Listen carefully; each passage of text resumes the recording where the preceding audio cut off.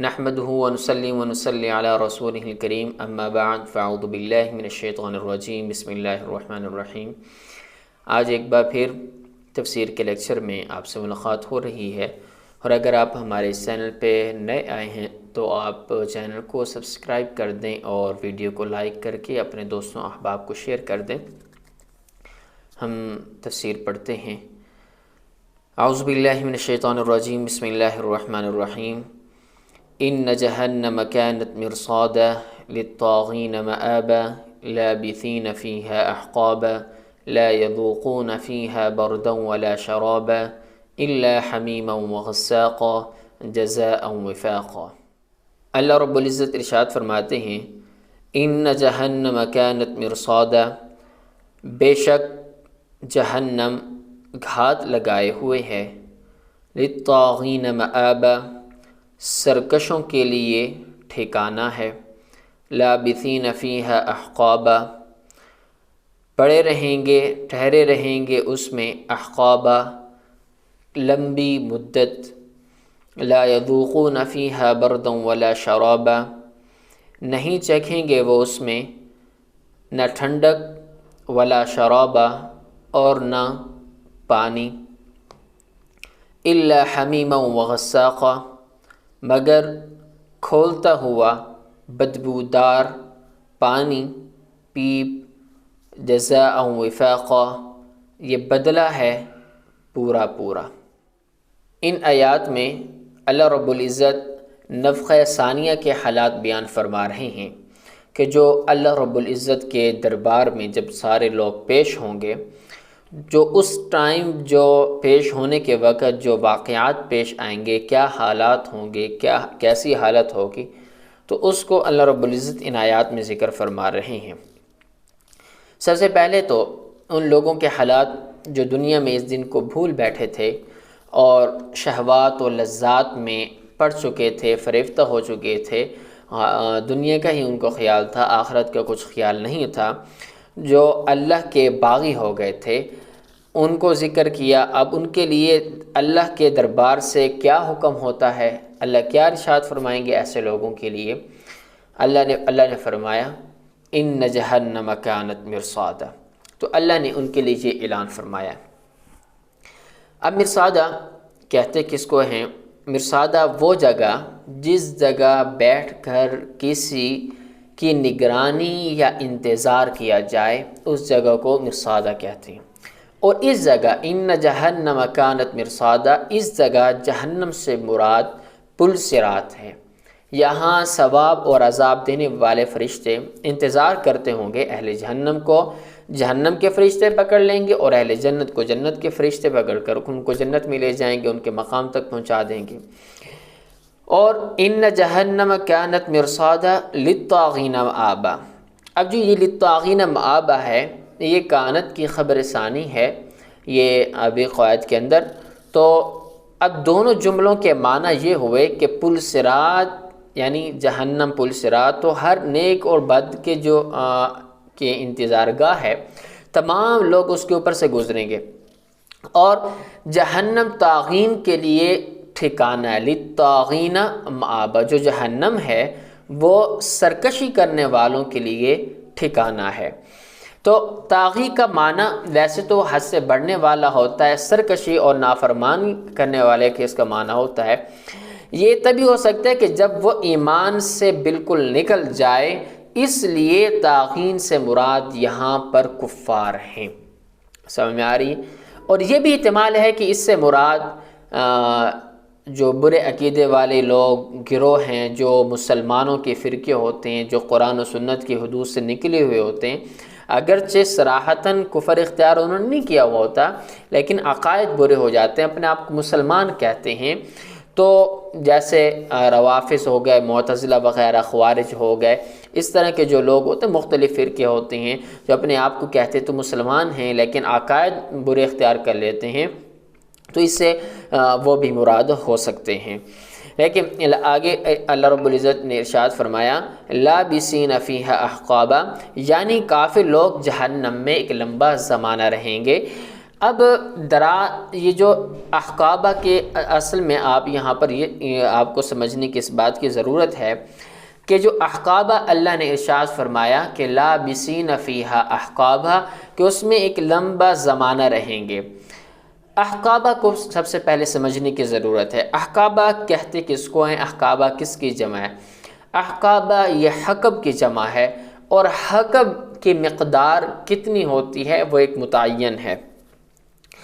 اب اس میں آپ کے سامنے ایک دو قول پیش کرتا ہوں۔ ابن جریر رحمۃ اللہ علیہ نے حضرت علی رضی اللہ تعالی عنہ سے اس کی مقدار 80 سال نقل کی ہے۔ ایک حقب کی مقدار کتنی نقل کی ہے؟ 80 سال۔ اور اسی طرح ایک اور روایت ہے جو حضرت ابو ہریرہ، حضرت عبداللہ بن عمر، حضرت عبداللہ بن عباس رضی اللہ تعالی عنہ سے 70 سال قرار دی گئی۔ ابن جریر نے حضرت علی کی روایت سے کتنے سال نقل کی؟ 80 سال، اور انہوں نے 70 سال نقل کی۔ آگے دونوں کی باتیں سیم ہیں۔ وہ کیا سیم ہیں؟ کہ ہر سال 12 مہینے کا ہوگا، ہر مہینہ 30 دن کا ہوگا، ایک دن 1000 سال کا ہوگا۔ اس طرح تقریباً ٹوٹل اگر ملائی جائے 80 سال کے اعتبار سے تو 2,88,00,000 سال کا ایک حقب بنتا ہے۔ تو ایک حقب کی مقدار اتنی ہو گئی۔ اور اب آگے سمجھیے، مگر یہاں پر اس میں یہ بات بھی آپ ذرا نوٹ کیجئے کہ اگر وہ بھی حضور صلی اللہ علیہ وسلم سے یہ مقدار وغیرہ سنی ہوئی ہو تو مگر اتنی بات دونوں روایتوں میں مشترک ہے کہ حقب بہت ایک لمبے زمانے کو کہتے ہیں۔ لیکن اب یہ تو بات بھی سمجھ میں آئے گی، لیکن اب اس پر اعتراض ہوتا ہے، آپ کے ذہنوں میں بھی آ سکتا ہے، ہمارے ذہنوں میں بھی آ سکتا ہے۔ وہ اشکال یہ ہو سکتا ہے کہ قرآن مجید کی دوسری آیات میں خلود فی النار آیا ہے کہ کفار ہمیشہ ہمیشہ کے لیے جہنم میں رہیں گے، جیسا کہ آتا ہے خالدین فیہا ابدا، کہ اس میں ہمیشہ ہمیشہ رہیں گے۔ اور اگر یہاں پر حقب معنی مراد لیکن اس سے تو معلوم ہوتا ہے کہ وہ ایک حقب ایک معین مدت ہو گئی، چاہے لمبا زمانہ ہے لیکن پھر بھی ایک عرصے تک وہاں جہنم میں رہیں گے اور پھر اس سے نکال دیے جائیں گے، اس سے تو یہ معلوم ہوتا ہے۔ اور خلود فی النار والے جو دوسری آیات ہیں اور اس میں اور ان میں تعارض لازم آ رہا ہے، ایک اشکال ذہن میں آ سکتا ہے۔ لیکن ایک اور بات بھی آپ کے سامنے میں رکھتا ہوں کہ ذرا اس روایت کو بھی آپ دیکھیے۔ حضرت مرہ بن عبداللہ رضی اللہ تعالی عنہ سے نقل کیا ہے کہ انہوں نے صدی نے کہ کفار اہل جہنم کو اگر یہ بتا دیا جائے کہ ان کا جہنم میں اتنا زمانہ قیام ہوگا کہ جتنی دنیا کی کنکریاں ہیں، تو اس پر بھی وہ خوش ہو جائیں گے۔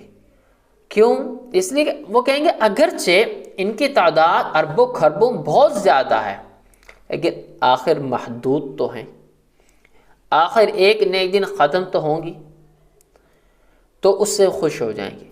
اور اگر اہل جنت کو یہ بتا دیا جائے کہ دنیا کی جتنی کنکریاں ہیں ان کے برابر آپ نے جنت میں رہنا ہے، اگرچہ بہت بڑی تعداد ہے، اربوں خربوں کی ہے، لیکن پھر بھی اہل جنت پریشان ہوں گے۔ کیوں؟ اس لیے کہ آخر گنتی محدود ہیں، آخر ایک نہ ایک دن تو ختم ہونا ہی ہے۔ تو اب یہ بھی روایات ہیں، لیکن اب یہ روایت آپ کے سامنے آ چکی ہے۔ اب اس میں اس کا جواب سنیے، جو اشکال ہے وہ یہ کہ اس کا جواب یہ ہے کہ اب دیکھیں آپ نے تو چلیں اعتراض کر دیا، آپ کے ذہن میں تو اشکال آ گیا، لیکن یہ بتایا گیا یہاں پر کہ احقابہ کے بعد کیا ہوگا۔ ان جہنم کانت مرصادا للطاغین مآبا لابسین فیہا احقابا۔ بس یہاں تک بیان ہوا، آگے تو یہ نہیں فرمایا نا کہ بھئی احقابہ کے بعد ان کے ساتھ کیا ہوگا۔ آگے تو اللہ نے یہ فرمایا لا یذوقون فیہا بردا ولا شرابا الا حمیما وغساقا جزاء وفاقا۔ ان آیات میں یہ تو ارشاد نہیں فرمایا کہ بھئی اتنی مدت گزارنے کے بعد ان کو نکال دیا جائے گا، یہ کہیں بھی قرآن میں نہیں ہے۔ تو اس سے یہ لازم آتا ہے کہ لمبا احقابہ رہیں گے، کئی حقب رہیں گے۔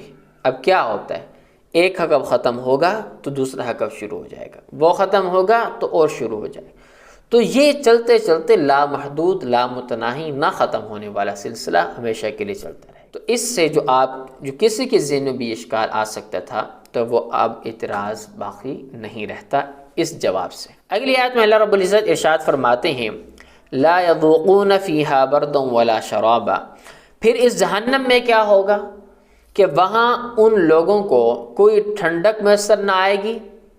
ٹھنڈک سے کیا مراد ہے، نہ ٹھنڈا پانی، نہ ٹھنڈا مکان، نہ ٹھنڈا لباس، نہ کھانا، نہ ان میں سے کوئی ٹھنڈی چیز جو آنکھوں کے سامنے نہیں ہوگی۔ مطلب یہ ہے کہ کچھ بھی ان کو ٹھنڈک میسر نہیں آئے گی۔ بعض دفعہ دل کو سرور آ جاتا ہے، کچھ بھی نہیں ہوگا۔ اور بعض علماء فرماتے ہیں لا یذوقون فیہا بردن، بردن سے مراد نیند ہے۔ بعض علماء یہ فرماتے ہیں کہ عرب میں برد کا اطلاق نیند پر بھی ہوتا ہے کہ اس مصیبت میں ان کو نیند بھی نہیں آئے گی، ٹھیک ہے۔ تو بطور ایک محاورتاً استعارتاً یہ بھی فرمایا گا کہ چکھنے کی چیز نہیں ملے گی، یعنی استعارے کے طور پر چکھنے کی نفی کر دی کہ کچھ بھی نہیں چکھیں گے۔ تو یہ بتلایا دیا کہ ذرا بھی، اس سے کیا معلوم ہوا کہ ذرا بھی ان کو ٹھنڈک میسر نہیں ہوگی۔ دل بھر تو کیا بدن کی ٹھنڈک، نہ آنکھوں کی نہ کانوں کی۔ لفظ کو عام رکھنا یہاں پر بہتر ہے کہ ہر اعتبار سے، کسی بھی اعتبار سے ان کو کچھ بھی ٹھنڈک، نہ آنکھوں کی ٹھنڈک نہ کانوں کی۔ کانوں کی ٹھنڈک سے کیا مطلب کوئی خوشخبری مل جائے، یہ بھی نہیں ہو سکتا۔ آنکھوں کی ٹھنڈک کسی کو دیکھ لیا جائے، کچھ سکون آ جائے، کچھ بھی نہیں ہوگا۔ آگے فرمائے ولا شرابہ، اب شرابہ سے مراد پانی ہے، ٹھیک ہے۔ اور تو کیا جو دنیا میں ہم پانی کو بہت زیادہ اس کو استعمال کرتے، ایک عام سی چیز ہے، ہر کسی کو میسر ہوتا ہے۔ ہم دنیا کے اندر ہمارا نظام دیکھیں، جیلوں میں قیدیوں کو بھی پانی پلا دیا جاتا ہے، وہ بھی ان کو اللہ فرماتے ہیں کہ ان کو وہ پانی بھی وہاں پر میسر نہیں ہوگا۔ ہاں جب پانی طلب کریں گے، پیاس لگے گی، تو ان کو ان کے بدلے میں کیا دیا جائے گا، الا حمیما وغساقا، یہ میسر، حمیم اور غساق میسر ہوگی۔ حمیم کھولتا ہوا بدبودار پانی، غساقا مطلب یہ ہے کہ جب یہ کھولتا ہوا بدبودار پانی پیپ جب ان کے سامنے کریں گے، منہ کے قریب کریں گے، تو یہ منہ جل جائے گا۔ اور یہاں اس کے لیے یہ ان کو اللہ نے فرمایا کہ ان کے لیے پورا بدلہ ہوگا کہ یہ ظلم بھی نہیں ہے اور ہم عدل و انصاف کریں گے، ناحق سزا نہیں دیں گے، بلکہ یہ سزا ہے ان کے لیے کہ جب شہوت اور حب و جاہ اور مال کی آگ جو ان کے دل میں بھڑکتی تھی، وہی تو یہ آگ ہے جو آج وہ کاٹ رہی ہے۔ اللہ رب العزت سے دعا ہے کہ اللہ ہم سب مسلمانوں کو راہ ہدایت عطا فرمائیں، اور اللہ رب العزت ہم سب کو اپنے فضل سے جہنم کے عذاب سے بچائیں اور جنت میں ہمیں بغیر حساب کتاب کے داخل فرما دیں۔ اگر مسلمانوں، اگر اللہ رب العزت حساب لینے پہ آئیں تو دنیا کا کوئی شخص بھی ایسا نہیں کہ جو اللہ کو حساب دے سکے۔ اس لیے علماء فرماتے ہیں ہمیں اللہ کا فضل مانگنا چاہیے کہ اللہ ہمیں اپنے فضل سے جنت میں داخل فرما دے۔ بہرحال یہ ان آیات کی تفسیر آپ کو سمجھ میں آ چکی ہوگی، اور انشاءاللہ آپ سے نیکسٹ لیکچر میں آپ سے ملاقات ہوگی۔ بہت شکریہ۔ السلام علیکم ورحمۃ اللہ وبرکاتہ۔